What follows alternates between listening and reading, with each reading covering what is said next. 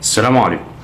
محمد بن رمضان، طبعا كل جماهير الاهلي مستنيه واللحظه اللي الاهلي هيعلن فيها عن الصفقه ان شاء الله.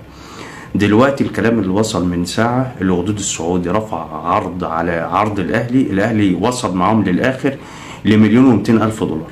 الوقود السعودي مزود على العرض ده.